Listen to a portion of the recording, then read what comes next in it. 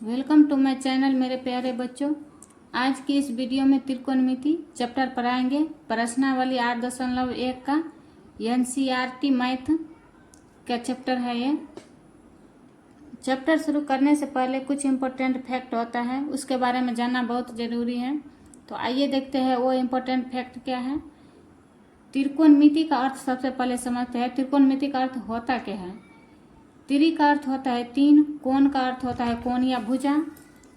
त्रिभुज में आप लोग सोच रहे होंगे कि यहाँ पर कोण भुजा क्यों लिए हैं। यहाँ पर कोण भुजा इसलिए लिए है क्योंकि त्रिभुज में तीन कोण और तीन भुजा होते हैं। तो त्रिकोणमिति चैप्टर में तीन कोण और तीन भुजा के बारे में समझेंगे, उसी के बारे में सवाल सब हैं। मिति का अर्थ होता है मापना, त्रिभुजों की मापना, इसी के बारे में इस चैप्टर में पढ़ेंगे। समकोण त्रिभुज, त्रिकोणमिति चैप्टर में समकोण त्रिभुज के बारे में भी पढ़ा जाता है। तो आइए देखते हैं समकोण त्रिभुज कहते किसे हैं।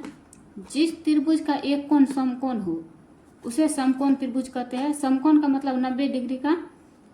जिस त्रिभुज का एक कोण 90 डिग्री हो उसे समकोण त्रिभुज कहते हैं।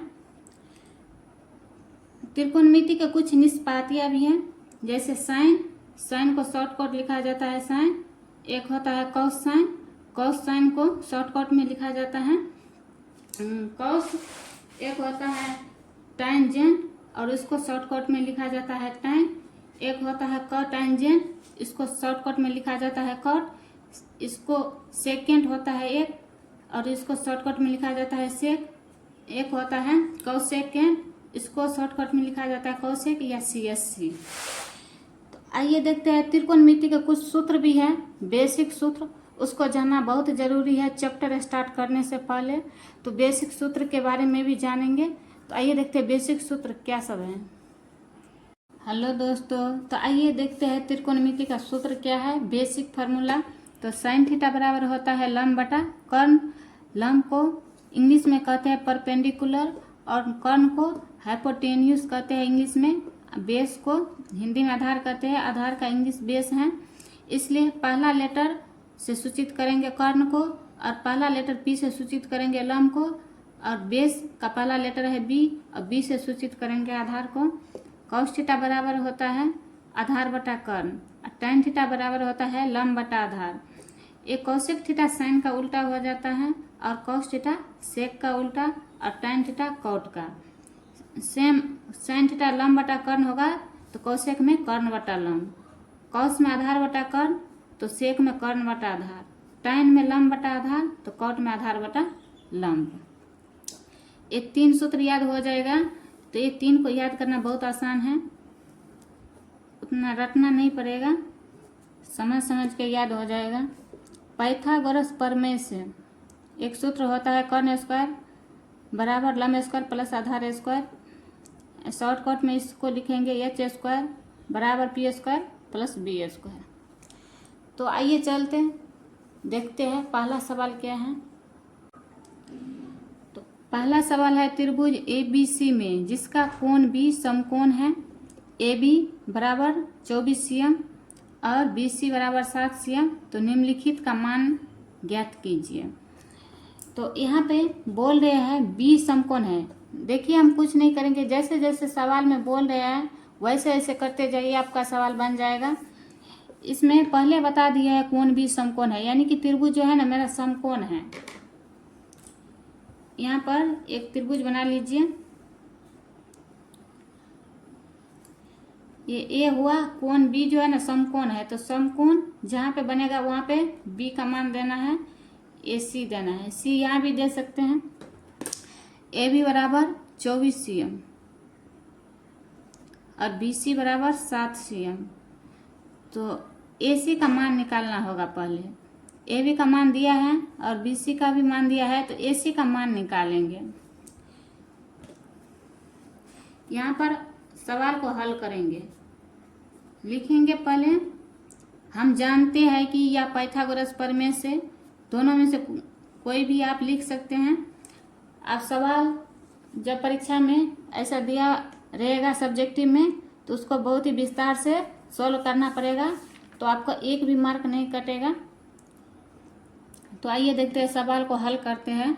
यहाँ पर लिखिए पाइथागोरस प्रमेय से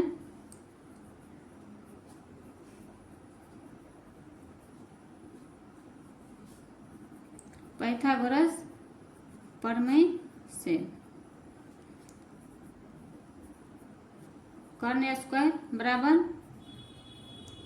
लंब स्क्वायर प्लस आधार स्क्वायर।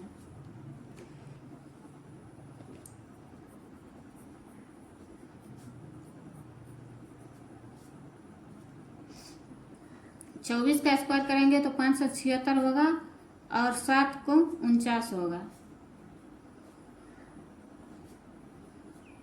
दोनों को जोड़ेंगे तो 625 होगा। तो कर्ण स्क्वायर हो गया 625। सीधे कर्ण का मान निकालना पड़ेगा। तो रूट ये जो है ना स्क्वायर वो रूट में आ जाएगा इस साइड। तो 625 का वर्गमूल होगा 25। तो कर्ण का मान आ गया 25 cm। अब क्या है, अभिव्यंजक क्या है दिया गया है सवाल में। प्रश्न से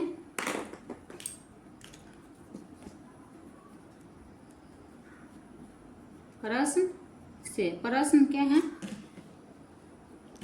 प्रश्न है साइन ए बराबर होता है लंब बटा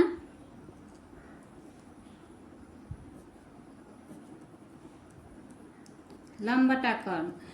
तो साइन ए के सापेक्ष में, यहाँ पे साइन ए के सापेक्ष में पूछा है। तो जिस भी कोण के सामने भुजा है वो लंब हो जाएगा। साइन ए के सापेक्ष में लंब ए हो जाएगा और बेस ए। लेकिन जब ही साइन सी के सापेक्ष में पूछेगा तो साइन सी के सापेक्ष में लंब ए हो जाएगा और बेस ए हो जाएगा। तो यहाँ पे साइन ए के सापेक्ष में पूछा है तो लंब हो जाएगा ए। तो लंब का मान हो जाएगा 7 और कर्ण का मान हो जाएगा 25। तो आंसर आ गया 7/25। आइए देखते हैं दूसरा क्या है सवाल।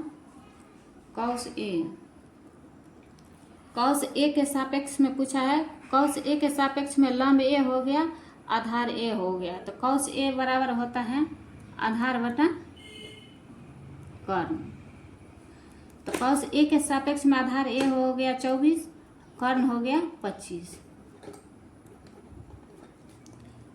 चलिए दूसरा सवाल क्या है, एक पहला हो गया, दूसरा है साइन सी। यहाँ पे पूछा है साइन सी के सापेक्ष में। साइन सूत्र वही लगेगा लंब बटा कर्ण। केवल ये जानना होगा किस सापेक्ष में पूछा है। तो साइन सी के सापेक्ष में पूछा गया है तो साइन सी के सापेक्ष में लंब होगा ए 24। कर्ण वही को वही रहेगा, कर्ण नहीं बदलेगा, केवल आधार और लंब बदलेगा। यहाँ पे पूछा गया है कॉस सी के सापेक्ष में लंब ए होगा, आधार ए होगा। तो कॉस थीटा बराबर सूत्र होता है आधार बटा कर्ण। तो आधार ए हो गया, कर्ण हो गया 25, 7/25। तो चलिए देखते हैं दूसरा सवाल क्या है। प्रश्नावली 8.1 का दूसरा सवाल हल करके देखते हैं क्या है। दूसरा सवाल है आकृति 8.13 में। आकृति 8.13 है। tan p minus cot r का मान ज्ञात करें। तो आप लोग देख रहे हैं कि यहाँ पे लंब का मान दिया गया है, कर्ण का भी मान दिया गया है, बेस नहीं दिया गया है। तो पहले बेस निकालेंगे, इसके बाद सवाल सॉल्व करेंगे। तो यहाँ पर हल कीजिए सवाल को। सब्जेक्टिव सवाल है, इसको विस्तार से ही बनाना पड़ेगा। हम जानते हैं कि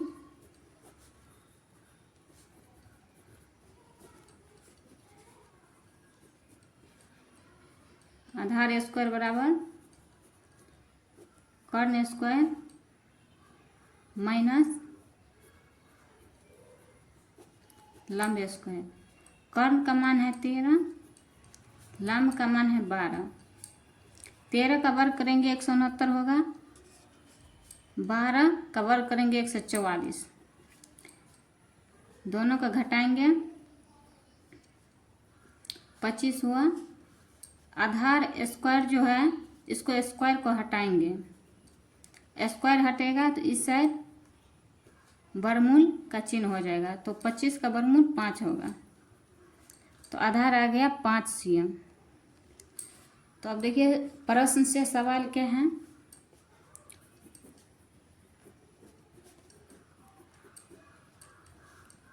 सवाल है tan p minus cot r। tan theta का सूत्र होता है लंब बटा आधार, माइनस cot थीटा का सूत्र होता है आधार बटा लंब। तो यहाँ जो है ना tan p के सापेक्ष में हमको लंब का मान लेना है, तो p के सापेक्ष के सामने जो भुजा है वो लंब हो जाएगा।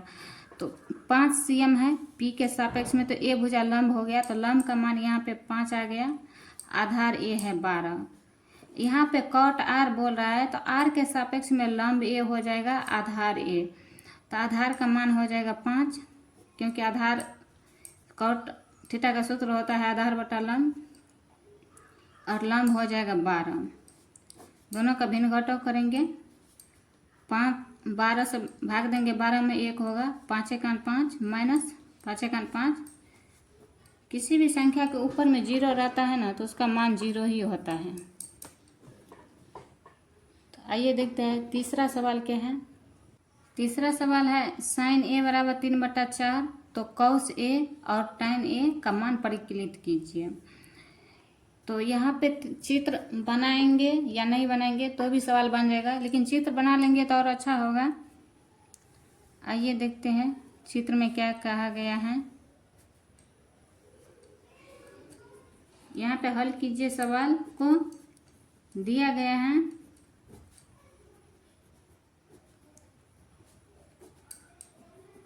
sin a बराबर 3/4। साइन थीटा का सूत्र होता है लंब बटा कर्ण। तो लंब हो गया, लंब को शॉर्टकट में p से सूचित करेंगे, कर्ण को h से। p हो गया 3 और h हो गया 4, तो हमको b निकालना है। तो यहाँ पे a के सापेक्ष में बोल रहा है, तो a का मान यहाँ देंगे, तो a के सापेक्ष में लंब हो जाएगा ये, और आधार h तो वही रहेगा, आधार निकालना पड़ेगा। तो b बराबर सूत्र होता है रूट अंदर h² माइनस p²। h का मान है 4, 4 का स्क्वायर करेंगे, p का स्क्वायर करेंगे, 16 में से 9 गया तो 7, तो √7 मान निकला आधार का मान, b बराबर √7। तो प्रश्न क्या है।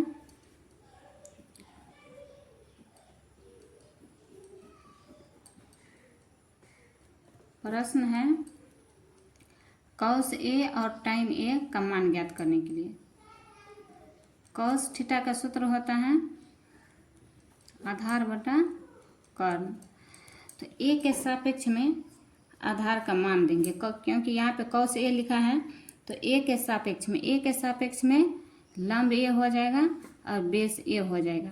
तो a के सापेक्ष में b का मान है √7, और कर्ण का मान तो वही रहेगा, a नहीं बदलता है। चलिए और एक सवाल और है, tan a बराबर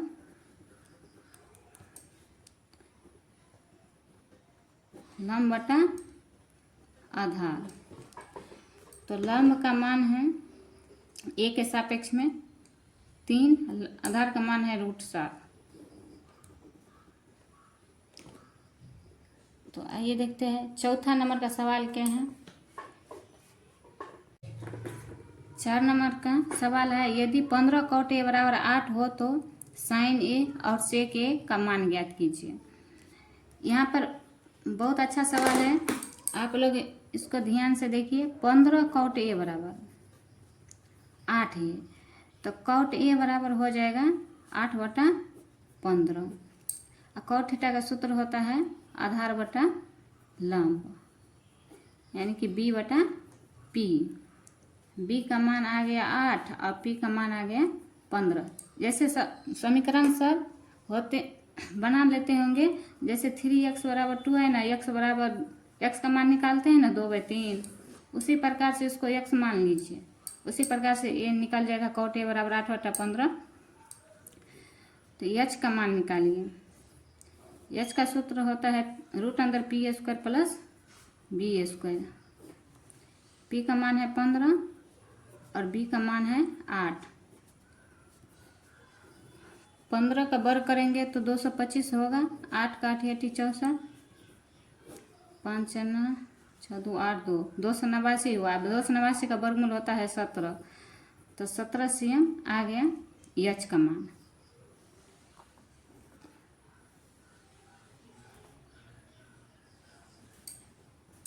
ये a के सापेक्ष में लंब हो जाएगा, ये आधार हो जाएगा, ये हो जाएगा कर्ण।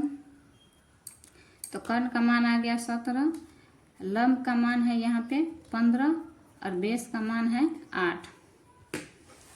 तो आइए देखते हैं सवाल क्या है प्रश्न से।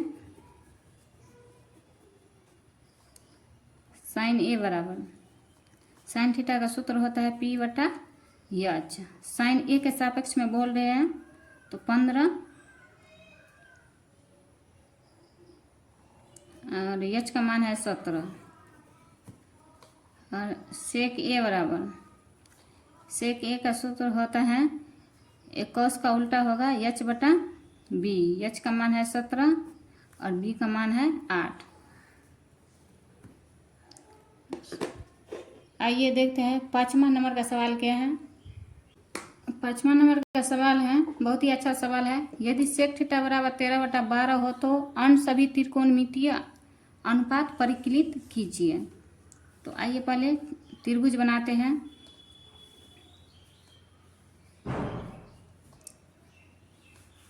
ये समकोण त्रिभुज हो गया। यहाँ पर थीटा देते हैं तो सेक थीटा के अनुसार लंब ए हो गया। सेक थीटा का सूत्र दिया गया है सवाल में, सेक थीटा बराबर 13/12। तो इसका सूत्र होता है h बटा b। तो h का मान है 13, थीटा के अनुसार ये लंब हो गया, तो b का मान हो जाएगा 12। तो p निकालना पड़ेगा, h² माइनस b²। h का मान है 13 माइनस 12 का स्क्वायर करेंगे, 13 का वर्ग करेंगे तो 169, 12 का 144, दोनों को घटाएंगे 25 हुआ, 25 का वर्गमूल 5, तो लंब आ गया 5। तो जितने भी त्रिकोणमिति के निष्पातियाँ हम बताए हैं शुरू में ही, तो जितने भी त्रिकोणमिति के निष्पातियाँ है 6 निष्पातियाँ है, सभी का मान निकालना पड़ेगा। तो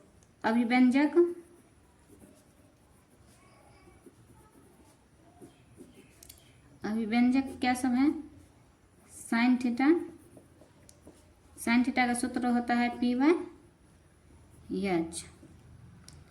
तो लंब का मान हो गया 5/13। कॉस थीटा का सूत्र होता है b/h। b का मान है 12/13। और है टाइन थीटा का सूत्र होता है p/b, लंब बटा आधार। तो लंब का मान हो गया 5, थीटा के अनुसार लंब यही हुआ, आधार का मान हो गया 12। कॉस थीटा का सूत्र होता है, कॉस का तो यहाँ निकाल दी है, सेक भी निकल गया यहाँ पे, कॉस सेक h बटा p। साइन का उल्टा हो जाएगा कॉसेक का सूत्र, तो h बटा p हो जाएगा। h का मान है 13, थीटा के अनुसार p यही हुआ, सेक भी निकल गया है, कॉट थीटा का सूत्र होता है b/p। तो थीटा के अनुसार b है 12 और p है 5। बस हो गया। अब जो भी सवाल बचा है वो अगले वीडियो में सॉल्व करके देंगे। Thank you.